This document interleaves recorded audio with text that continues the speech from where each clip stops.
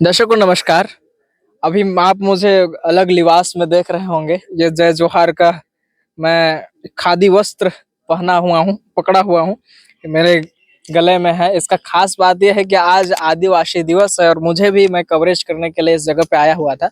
तो कुछ आदिवासी भाई आए और मेरे गले में ये पहना दिए। काफी अच्छा लग रहा है इसका वस्त्र, ये जो कपड़ा है बहुत मोटा लग रहा है और बहुत अच्छा है इसकी खासियत। तो हम पॉइंट की बात में आते हैं। हमारे साथ अभी जो है आदिवासी एकता परिषद के प्रदेश अध्यक्ष दिनेश भगत जी हैं। कई बार ऐसे होता है कि कवरेज में हम इनसे बात करते हैं, हड़बड़ी रहती है, कई सारे रैली कार्यक्रम रहते हैं, इनके पास समय नहीं रहता है। लेकिन अभी मैं इनसे रिक्वेस्ट किया और इनसे मैं गुजारिश किया कि थोड़ा सा टाइम दीजिए, कुछ अन्य विषयों पे हम बात करेंगे आपसे, ऐसे कह के तो हमको टाइम दिए। आपका धन्यवाद करता हूं मैं। धन्यवाद। हाँ जी। और पहला सवाल ये है कि अभी कैसे हैं आप? जी, आज जो 9 अगस्त है और अभी हम अपना कार्यक्रम समाप्त करने के बाद बहुत ही बेहतरीन फ़ील कर रहे हैं और बहुत खुश लग रहे हैं, खुश महसूस कर रहे हैं, क्योंकि आज हम अपने जो विचार को देना चाहते थे, समाज के बीच में, लोगों के बीच में, हमने उसे अपना पूरा प्रयास करके हमने समाज को दिया है। आज आप आदिवासी एकता परिषद के प्रदेश अध्यक्ष हैं छत्तीसगढ़ के। राष्ट्रीय उपाध्यक्ष। अब प्रमोशन हो गया है, बहुत अच्छी बात है। प्रमोशन हो गया है तो हम आपसे ये पूछना चाहेंगे कि आदिवासी जो लोग हैं आज इस हमने मैं जसपुर भी गया था, अभी दुलदुला में मौजूद हूँ। जसपुर देखा तो वहाँ पे कई समाज के प्रतिनिधि वहाँ पे मौजूद थे। खास करके मुंडा समाज के प्रतिनिधि थे, गोंड समाज के प्रतिनिधि दिखे और सरना आदिवासी के प्रतिनिधि उस जगह पे थे। काफी भीड़ थी, लेकिन सरना आदिवासी जो थे वे उनकी संख्या ज्यादा थी। प्रतिनिधि के अलावा और कोई सदस्य किसी और समाज का मुझे नहीं दिखा उस कार्यक्रम में। मैं इस दुलदुला के कार्यक्रम में भी आया तो यहाँ पे ईसाई आदिवासी के अतिरिक्त और आदिवासी मुझे इस सभा में भी नहीं दिखे, है ना। तो सर्व आदिवासी समाज एक संगठन है, उसका भी कार्यक्रम चल रहा है आदिवासी को एक करने का। आदिवासी एकता परिषद भी अपने पहले से लगा हुआ है अपने कार्यक्रम को सभी आदिवासियों को एक करने का। आखिरकार आदिवासियों का कल्याण कैसे होगा? जी, बहुत अच्छा सवाल है आपका। मेन बात हम कहें कि आदिवासी लोगों का कल्याण, और आज की जो प्रतिनिधित्व की बात करें तो आज चूंकि 9 तारीख को हमारे भारत देश में रक्षाबंधन का त्यौहार होने की वजह से बहुत सारे लोग उसमें शामिल हुए। एक सवाल है, बहुत अच्छा आपने बात रखी। दर्शकों, आदिवासी समाज जो होता है प्रकृति से जुड़ा हुआ रहता है, प्रकृति का पूजन करता है, सरना से उनका लगाव होता है, आस्था होता है। आदिवासी भी क्या रक्षाबंधन मनाता है? मेरा सवाल है जी आपसे। जी जी जी, बहुत अच्छा। क्योंकि ये रियलिटी की बात हो रही है। 1941 तक जी। आदिवासियों का अलग कोड था। हाँ। 31 तक हाँ। और उसमें आदिवासियों के लिए अलग जो कोड था, तो लोग आदिवासी की अलग पहचान थी, आदिवासी कल्चर को लोग फॉलो करते थे।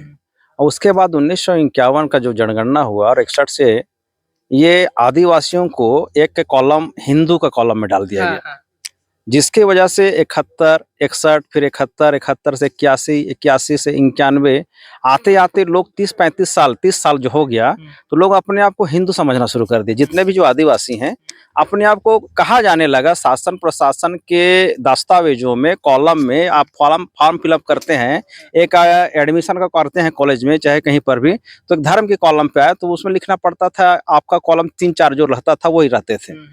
मजबूरन आदिवासी को आदिवासी कोड दिखाई नहीं देता था, तो वो हिंदू धर्म में अपने आप को मजबूरी था उसका, क्योंकि उसके पास कोई रास्ता था नहीं। हाँ नहीं। इसी तरीके से आदिवासियों के ऊपर राम का भी टाइटल थोपा गया है, या आप कहना चाहेंगे? जी जी जी, ऐसा बिल्कुल कह सकते हैं कि मास्टर जो लिखता था, देखता था कितने बड़े हो गए, इतने बड़े, क्या तुम्हारा नाम है? दिलीप राम लिख दे, दिनेश राम लिख दे, तो वो राम लगने लगा। और इस तरह से हमारे बीच में ये जो रक्षाबंधन का प्रभाव उसके साथ धीरे धीरे जुड़ के आ गया है। तो आदिवासी अब जागरूक हो रहा है। 9 अगस्त विश्व मूल निवासी दिवस, विश्व आदिवासी दिवस मना रहे हैं, तो यहाँ पर हमको इस प्रबोधन को, इस कार्यक्रम में प्रबोधन देने का मौका मिलता है, तो हम इस बात को लोगों तक बता पाते हैं कि आदिवासियों के लिए सुप्रीम कोर्ट का जज, हाई कोर्ट का जो जजमेंट है वो है कि आदिवासी हिंदू नहीं है। लेकिन कुछ लोग जो हैं जो बड़े चेहरे हैं, जैसे नेता आ गए हैं जो बड़े चेहरे हैं, या कुछ अन्य समाज के जो हैं, जो जनरल कैटेगरी के हैं, वो कहते हैं कि तुम जो हो हिंदू हो, और आदिवासी हिंदू में आता है। और ये हमारे तो प्रदेश के मुख्यमंत्री भी कह रहे हैं, हमारे विष्णुदेव साय, माननीय विष्णुदेव साय भी कह रहे हैं कि आदिवासी हिंदू है। आप देखिए वहां पे जो गणेश राम भगत जी हैं, जो जनजातीय सुरक्षा मंच, रायमुनि भगत, गोमती साय, ये तमाम नेता, बड़े बड़े जो नेता हैं, जी बड़े चेहरे, आइडल मानते जी हैं, बिल्कुल, नेता मानते हैं। ये लोग आदिवासी समाज से ही है और खुद को आदिवासी एक्सेप्ट, हिंदू एक्सेप्ट कर रहे हैं कि हम एक तरीके से एक शब्द आ रही है आजकल की सनातनी आदिवासी, कुछ जी। है ना। सनातनी आदिवासी कहा जा रहा है, जैसे कि आपने बहुत अच्छा सवाल बात को रखा हाँ। कि आज इस तरह से हमारे आदिवासियों का जो धर्मांतरण कह सकते हैं, हाँ, आदिवासी का कोई धर्म नहीं था, प्रकृति पूजक थे। हाँ, लेकिन इसको लगभग देखा जाए तो शासन प्रशासन के द्वारा लगभग आज 90% लोग क्या है कि हिंदू धर्म अपने आप को मानते हैं। आदिवासी लोग बड़े बड़े चेहरे भी उसमें हैं। बड़े-बड़े चेहरे, देखो आदिवासी के पास जो शिक्षा है वो दूसरों को देखकर फॉलो करता है। गांव के लोग पढ़े लिखे नहीं हैं, बाहर जो शहर में जाता है और वो शहर से जो वापस आता है और उसकी जो एक्टिविटी रहती है, उसका जो दिनचर्या रहता है, उसका जो व्यवहार रहता है, उसका जो कार्य पूजा पद्धति को देखता है, उसी को सोचता है कि आज हम राम कथा करा रहे हैं या फिर सत्यनारायण कथा करा रहे हैं, तो गांव के लोगों को बुलाता है, तो लोग देखते हैं कि ऐसा होना चाहिए, इससे हमारा क्या बढ़ रहेगा, हमको कुछ सुरक्षा मिलेगी, हमको कुछ आस्था मिलेगा। ऐसा करके आदिवासी ने धीरे धीरे धार्मिक जो ध्रुवीकरण, हिंदुत्व का जो चोला को पहनना शुरू किया, और उसी की वजह से राखी जैसा चीज या फिर और अन्य जो तीज त्योहार हैं, उसको भी आज हिंदूकरण करके आदिवासी लोग उसको फॉलो कर रहे हैं। और इसके लिए दिन और रात ब्राह्मणी व्यवस्था के द्वारा इसको प्रयास किया जा रहा है कि ये लोग इसको माने, मतलब हिंदू अपने आप को माने। और इसके लिए हमारे मुख्यमंत्री जैसे जो बड़ा चेहरा का है, जो कि पूरे छत्तीसगढ़ के 33 जिले के मुखिया हो गए, उनके उनके द्वारा कहने का तात्पर्य है कि वो इतने शिक्षित भी हैं और इस क्षेत्र से हैं, तो वो तो अनजान नहीं होंगे। मेरा सवाल आपसे है, मैं कह रहा हूँ जो वो खुद कह रहे हैं इतने बड़े पद में रह गए, तो वास्तविकता ये भी हो सकती है एक पक्ष को देखा जाए तो कि आदिवासी सनातनी हिंदू भी होगा। ऐसा आप बोल सकते हैं, ऐसा लोग बोल सकते हैं और इसीलिए उसको एक्सेप्ट कर लेते हैं। लेकिन मैं जजमेंट की बात किया था थोड़ा सा, 16 जजमेंट लगभग ऐसी आई हैं, उसमें कहा गया है कि आदिवासी हिंदू नहीं है। आदिवासियों के ऊपर में जो हिंदू का जो, तो उन जजमेंटों के बारे में हमारे प्रदेश के मुखिया को जानकारी नहीं, ऐसा नहीं कह सकते हैं कि नहीं है। वो दरअसल क्या होता है कि राजनीति मतलब होता है कि उसमें सब प्रकार के मिक्स मिलावट और सारे प्रकार के अवसरवाद कह सकते हैं राजनीति को। वो राजनीति या शुद्ध राजनीति नहीं रह गई है, आज अवसरवादी राजनीति हो गई है। इसलिए हिंदुत्व जो एक ऐसा चोला है, हिंदुत्व में सभी चीज को समाहित कर दिया जाता है। जैसे गौतम बुद्धा जी को उसका अवतार बताया जाता है, विष्णु जी का अवतार, 10वां अवतार या 9वां अवतार ऐसा बताया जाता है। तो ये जो हिंदुत्व जो है सभी चीज को समेट लेता है अपने आप में, और उसके बाद अपना जो ब्राह्मणों का जो अल्पसंख्यक है उसको छुपाने का काम शासन सत्ता में बैठे हुए ब्राह्मणी लोग ऐसा करते हैं। इस क्षेत्र में हम देखें आदिवासियों की तरफ से 2-3 प्रकार के आदिवासी मुझे इस क्षेत्र में दिखाई देता है। मैं काफी दिन से आदिवासियों के बीच में जा करके उनके परेशानियों के विषय में जानने का प्रयास कर रहा हूँ मेरे चैनल के माध्यम से। तो यहाँ पे मैं 3 तरीके के आदिवासी बटे हुए देखता हूँ। एक आदिवासी जो अपने आप को क्रिश्चियन आदिवासी मानता है, जो क्रिश्चियन है ना, जिनकी डिलिस्टिंग के लिए जिनकी मांग हो रही थी। पहला आदिवासी मान लेते हैं, क्रम इसमें मायने नहीं रखता है, लेकिन गिनती का अभी हम चर्चा करने के पहला आदिवासी उसको मान लेते हैं। दूसरा आदिवासी इस क्षेत्र में निवास करते हैं सरना आदिवासी। सरना आदिवासी जो प्रकृति को अपना मानते हैं, जो सरना कोड की भी मांग कर रहे हैं, बहुत झारखंड में उसका, जी। तीसरा आदिवासी देखें तो उसमें जो है वे लोग हिंदू आदिवासी तो मान ले रहे हैं, सारा आरक्षण भी आदिवासी की ले रहे हैं, लेकिन वो अपने आप को पूरी तरीके से कट्टर हिंदू, मतलब अपने आप को सनातनी हिंदू कहते हैं, है ना। तो आदिवासियों का इस तरीके से मिक्स जो अलग अलग धारणाएं बोलना चाहिए, 3 तरह की धारणाएं जसपुर क्षेत्र में, इतनी बड़ी जिला नहीं है मुझे लगता है, लेकिन 3 तरीके के धारणाएं को लेकर के समाज चल रहा है, ये कैसे है? दरअसल मैं आपको शुरू में इस बात को जिक्र किया था कि हमारे आदिवासी लोग पहले पढ़े लिखे थे नहीं, बाहरी संस्कृति का प्रभाव इनके ऊपर में होने लगा। तो पहला संस्कृति का प्रभाव तो हिंदुत्व का, जिन्होंने शासन प्रशासन थोपा, लोग अपने आप को हिंदू मानने लगे। उनमें से कुछ बुद्धिजीवी जो निकले और इस बात को जजमेंट को देखे, उसके बाद उनको लगा कि यार हम लोग हिंदू नहीं है। वो अपने आप को फिर सरना कहने लगे कि हम लोग प्रकृति पूजक हैं, प्रकृति को मानते हैं, सरना को हम मानते हैं, इसलिए हम लोग प्रकृति पूजक हैं और हम हिंदू नहीं हैं। और जो ईसाई जो धर्मांतरण, ईसाई का जो जिन्होंने स्वीकार किया ईसाई धर्म को, वो उनकी एक संख्या बड़ी हो गई यहाँ पर, क्योंकि यहाँ पर ईसाइयों का जो क्या कहना चाहिए योगदान था, मिशनरियों का जो योगदान था शिक्षा में, स्वास्थ्य में, तो लोग उसके साथ करीब में आए, इसलिए इस तरह से 3 कैटेगरी में बँट गए, लेकिन तीनों हैं तो आदिवासी। ठीक है, आप कह रहे हैं। तो मैं ये कहना चाहूँगा, आपने एक चीज़ कहा यहाँ पे कि आप बोल रहे हैं, पहला चीज़ें आपने कहा कि आदिवासी हिंदू नहीं है। हाँ। पहला चीज़ें आपने कहा। जी। दूसरा चीज़ें मैंने आपको बताई कि 3 तरीके के आदिवासी बटे हुए प्रकृत सरना और ईसाई। तो ईसाई लोग ये आप मानते हैं कि वे धर्म परिवर्तित लोग हैं, मतलब जिनका पहले कोई धर्म नहीं था, वे लोग ईसाई मिशनरियों के सहयोग या योगदान को देख करके आपने कहने के तात्पर्य उनके धर्म को इन्होंने स्वीकार किया। दूसरा तरीके से आप बोल रहे हैं कि आदिवासी हिंदू नहीं है। तो जो लोग अपने आप को हिंदू कह रहे हैं, फिर वे आदिवासी से हिंदू अचानक से कैसे बने? क्योंकि ईसाई मिशनरियों का तो चलता, फिर धर्मांतरण का भी मुद्दा चल रहा है और सारी चीजें हैं, और धर्मांतरण का विरोध भी हो रहा है, घर वापसी भी हो रहा है। तो हिंदुओं के जो जो आदिवासी हैं, जो अपने आप को हिंदू मानते हैं, बहुत सारे लोग, हाँ, बहुत सारे लोग हैं, काफी संख्या उनकी है। हाँ, जिसमें से जिसका प्रतिनिधित्व इस जिले में अगर देखा जाए तो गणेश राम भगत जी बड़े मजबूती से कर रहे हैं इस जनजातीय सुरक्षा मंच को लेकर के आधार पर। तो उन वे आदिवासी जो है, उनका कन्वर्ट आदिवासी से हिंदू बनने की प्रक्रिया कैसे रही, या वे हिंदू हैं जो अपने आप को आदिवासी बनाए हैं, या फिर आदिवासी है जो अपने आप को फिर हिंदू बने? ये दो तरीके से आपके जानकारी के अकॉर्डिंग ये क्या है? जी, मैं ये बताना चाहूंगा, जैसे कि आपको मैंने शुरू में कहा कि शासन प्रशासन के लोगों के द्वारा जबरदस्ती उनको राम और हिंदू धर्म लिखना जो शुरू किया गया, तो ये लोग उस बात को मान लिए, स्वीकार कर लिए, और उनको सच्चाई की पता नहीं है। जो अपने आप को जो हिंदू मानते हैं, बड़े बड़े दिग्गज हैं, लेकिन अगर उनके पास जजमेंट के वो उसके मुंह पे थोप दिया जाए, तो उसके पास कोई जवाब नहीं है, वो नहीं बोल पाते हैं कि हम हिंदू नहीं है। तो यहाँ पर आस्था का विषय एक अलग होता है और एक जो तर्क का विषय होता है, तो तार्किक रूप से ये लोग कोई जवाब नहीं दे पाते हैं। और जितने भी जो आपने हिंदू आदिवासी कहा है, ये हिंदू हैं, अपने आप को बोलते हैं कि हम हिंदू आदिवासी हैं, लेकिन हिंदू की परिभाषा उनको पता नहीं है, उस हिंदू आदिवासी की जो देवी देवता है उसकी परिभाषा उनको पता नहीं है। वो सिर्फ, और जो बड़े जो राजनेता जो हैं, जो गणेश राम भगत जैसे लोग, ये लोग सिर्फ राजनीतिक लाभ लेने के लिए, या फिर आरएसएस का एजेंट बोलते हैं। ये आप आरोप लगा रहे हैं दर्शकों के बीच में। नहीं नहीं, वो अब दरअसल वो एजेंट का काम कर रहा है। आरोप तो है, आरोप होना इसलिए है क्योंकि उसके द्वारा जो प्रतिनिधि पूर्व मुख्यमंत्री, पूर्व मंत्री रह चुके वन मंत्री, अगर वो कहे कि हम आदिवासी हिंदू हैं, तो ये तो संविधान का या फिर जजमेंट जो सुप्रीम कोर्ट का अवमानना हुआ ना।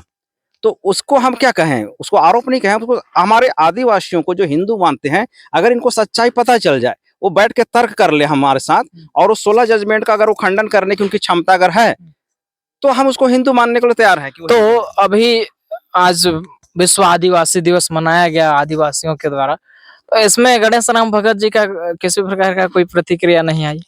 जी, गणेश राम भगत दरअसल क्या है कि वो जब जब उनको राजनीतिक स्टंट जो मिलता है, तब तक वो निकल के अपना राष्ट्रीय सुरक्षा मंच के नाम पे करते हैं, जनजातीय सुरक्षा मंच के नाम पे करते हैं। लेकिन आज का जो कार्यक्रम है, इसमें क्या है कि सच्चाई निकल के आ रही है, और इसमें सर्व आदिवासी समाज बोले तो बहुत सारे जितने भी आदिवासी जो जातियों में बटे हुए हैं, वो लोग इकट्ठा होकर करके, जैसे आपने 3 कैटेगरी को बताया, यहाँ पर एक सरना आदिवासी, एक हिंदू आदिवासी, हिंदू आदिवासी नहीं कहना चाहिए, लेकिन वो लोग मानते हैं ऐसा, और एक क्रिश्चियन जो बन चुके हैं ऐसे आदिवासी, ये सारे लोग मिलकर एक मंच पर आते हैं। और यहाँ पर जो उनकी जो योजना है डिलिस्टिंग वाला, वो तो डिलिस्टिंग लड़ाने का काम करते हैं, आदिवासी से आदिवासियों को लड़ाना, हिंदू और ईसाई आदिवासियों के बीच में लड़ाने का कार्यक्रम है। तो गणेश राम भगत इसमें, उसकी दाल नहीं गल सकती है, नहीं गलेगी, ऐसा सोच करके इसमें ज्यादा शिरकत नहीं करते हैं या पहल नहीं करते हैं। देखिए, डिलिस्टिंग की अगर बात करें तो डिलिस्टिंग कुछ दिन पहले हमारे जसपुर क्षेत्र में बड़ा तूल पकड़ा था। तो जो लोग ऐसा है कि आदिवासी, आपने बोला 16 जजमेंट जो ये मानता है कि आदिवासी हिंदू नहीं है, तो अगर डिलिस्टिंग अगर क्रिश्चियनों का होगा, तो जो लोग जो आदिवासी अपने आप को हिंदू मानते हैं, क्या उनका डिलिस्टिंग नहीं होगा? महोदय जी, मैं जितने भी हमारे दर्शक हैं मैं इनको कहना चाहूँगा कि डिलिस्टिंग हिंदू हैं वो आदिवासी नहीं हैं, तो उनका भी डिलिस्टिंग होगा। और 5वीं अनुसूची में आपको ये आदिवासियों के लिए ऐसा व्यवस्था है कि वो किसी धर्म को भी माने। जैसे कश्मीर में आप उठा के देखेंगे अभी, तो मुस्लिम धर्म को मानने वाला आदिवासी एसटी कैटेगरी से है।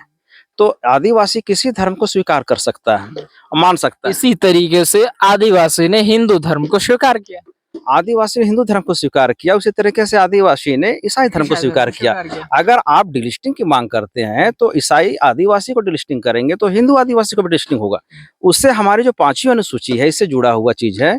5वीं अनुसूची का बना रहना तब तक संभव है जब तक कि 50% से ऊपर आदिवासियों की जनसंख्या उस क्षेत्र में होना चाहिए। अगर 50% से कम हो जाता है तो 5वीं अनुसूची नहीं रह जाएगा।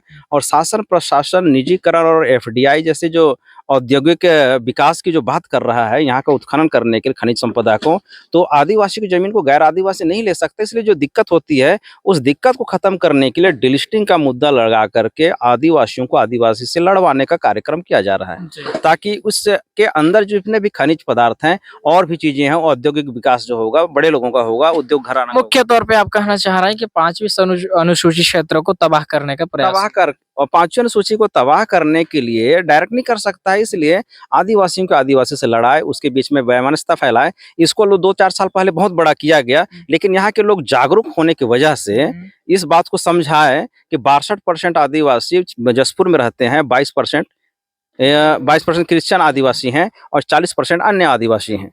तो अगर ये आदिवासी 22% को तुम कम कर दोगे तो 40% रहेगा। तो 40% में आपकी 5वीं अनुसूची खत्म हो जाएगी। इस बात को समझने के बाद आज ये मुद्दा जो पहले गरमाया था थोड़ा कम है, खत्म नहीं हुआ है, कम है। तो इस तरह से जानकारी हथियार है। जानकारी जहां भी पहुंचेगा, जो अंधेरा जो है वो खत्म होगा। अंधकार जो है, जो लोगों के जीवन में ज्ञान का अंधकार कहें या फिर जो लोगों के अभी जागरूक हो गया है इस क्षेत्र के आदिवासी, अब जागरूक हो गए हैं।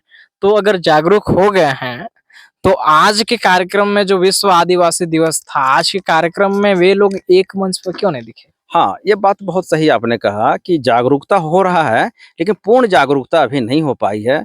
क्यों नहीं हो पाया? इसके पीछे क्या है कि बहुत सारे षड्यंत्र हैं। आज हमको पार्टी में बांट दिया गया, कांग्रेस का, बीजेपी का, ऐसा पार्टी में। कुछ लोगों को धर्म में बांट दिया गया है। तो कुछ लोग ईसाई में है, कुछ हिंदू में। हिंदू तो लोग राखी और जो स्थानीय त्योहार होता है, जो पुनी त्योहार मनाते हैं, इस वजह से भी लोग नहीं आ पाए। तो इस बात के लिए हम लोग पहल कर रहे हैं और राष्ट्रीय आदिवासी एकता परिषद इसके लिए पूरे प्रदेश में, पूरे राज्य में पहल कर रहा है कि आदिवासियों को हम सच्चाई तक से रूबरू कराएं। क्योंकि इतिहास का जो घोटाला हुआ है उसके वजह से हमारे लोग पहले से लेकर 12वीं पढ़ लेते हैं, 12वीं के बाद कॉलेज पढ़ लेते हैं, बड़ी डिग्रियां ले लेते हैं, लेकिन अपने इतिहास को नहीं जानते हैं कि 5वीं अनुसूची हमारे लिए है। संविधान का पुस्तक तक हमारा आदमी नहीं देखा है। यहाँ रोहतासगढ़ का इतिहास के बारे में हमने सुना कि रोहतासगढ़ से ईसाई जो क्रिश्चियन मतलब जो उरांव आदिवासी है, वो रोहतासगढ़ से उनका इतिहास जुड़ा हुआ है। तो मैं तो रोहतासगढ़ के विषय पे ज्यादा कुछ नहीं जानता हूँ, पर आपसे मैं ये जानना चाह रहा हूँ कि रोहतासगढ़ में आपकी सभ्यता थी, आपका साम्राज्य था, तो किस समय आपका पतन हुआ और पतन होने का कारण क्या था और आप लोग इस क्षेत्र में आकर कैसे बसे? संक्षेप में थोड़ा सा मैं अपने दर्शकों को, क्योंकि इसके विषय पे बहुत लंबा इतिहास है, इसके लिए बैठना पड़ेगा, लेकिन अभी के लिए बस इसका जी, जो रोहतासगढ़ का जो हमारा जो साम्राज्य था, आज भी वहाँ पे किला है। मैं नहीं जा पाया हूँ अभी तक, लेकिन बहुत ज़्यादा मुझे जानकारी नहीं है। लेकिन मुगलों के शासन के समय रोहतासगढ़ में एक लड़ाई हुआ और मुगल सेना ने वहाँ के लोगों को, उरांव जनजाति जो वहाँ पर रहती थी, साम्राज्य उनका राज्य था, राजा था, वहाँ के लोगों को उन्होंने हराया। उसके बाद हराने के बाद क्या होता है कि गुलाम बनाया जाता है और कुछ लोग डर से अपना उस गुलामी को स्वीकार ना करके तितर-बितर हुए। और रोहतासगढ़ से हमारे लोग छोटा नागपुर है, छोटा नागपुर से आए और छोटा नागपुर से होते हुए अपने जीविका यापन करने के लिए जसपुर के क्षेत्र में आए और जसपुर के क्षेत्र में ऐसा विकास हुआ और उड़ीसा तक कुछ गए। ऐसा कहा जाता है सर कि रोहतासगढ़ में जब आक्रमण हुआ उस टाइम पे महिलाओं ने कमान संभाला। जी, ऐसा कहा जाता है और ये रियल है, क्योंकि तो पुरुष वर्ग क्या कर रहा था? आदिवासी कल्चर में एक हमारा जो त्योहार होता है, तीज त्योहार होता है, पुरुष वर्ग जो रहता है काम धाम करके अपना त्योहार में एंजॉय करने के लिए वो त्योहारी कार्यक्रम में था, शामिल था, जिसमें उसका जो नशा कहें, हाँ। नशा करते थे और नशा करने की वजह से हमारे लोग फुल उसमें थे, हाँ। अपने क्या कहना चाहिए, मस्त थे अपने नाच नशे में, गान नशे में। में। पूरे नशे में नहीं कह सकते, नाच गान में और थोड़ा सा नशे में, जो उनका एक क्या था, भोजन का एक वो था तीज त्योहार के लिए। तो ऐसे समय में महिलाओं ने जब देखा कि हमारे माँ पुरुष लोग दिन भर काम करते हैं, समय से काम करते हैं, हमारे लिए इतना संघर्ष करते हैं, इनको रहा नहीं दिया जाए, आंदोलन जब हुआ तो उन्होंने पगड़ी बांधी अपने सर पे और पुरुषों के बराबर, पुरुषों के जैसे उन्होंने उनके साथ में लड़ाई लड़ा और उनको खदेड़ दिया। और खदेड़ने के बाद ऐसा 2 बार हो गया। तो किसी व्यक्ति ने उनको देखा कि ये जो है महिलाएं हैं, उसको वो जानता था, जो स्थानीय व्यक्ति था, उसने उन लोगों को बताया, एक नदी पार करके उनको खदेड़ते थे। और तीसरी बार जब हुआ, मतलब तीसरा जो साल हुआ, जब तीज त्योहार का समय था, जब लोग धूमधाम से मनाते थे और अपना व्यस्त रहते थे, तो महिलाओं ने पुरुषों के भेष में उनके साथ में लड़ाई लड़ी, फिर से युद्ध हुआ। और उन्होंने इस बात को बताया था कि जब वो लोग वापस आएंगे, तो आप अगर मेरी बात को विश्वास नहीं करते हो, तो आप नदी में जब वो लोग चेहरा धोते हैं, तो पुरुष जो होता है एक हाथ से ज्यादातर चेहरा धोता है, लेकिन महिलाएं के दोनों हाथ से अपने चेहरे धोती हैं।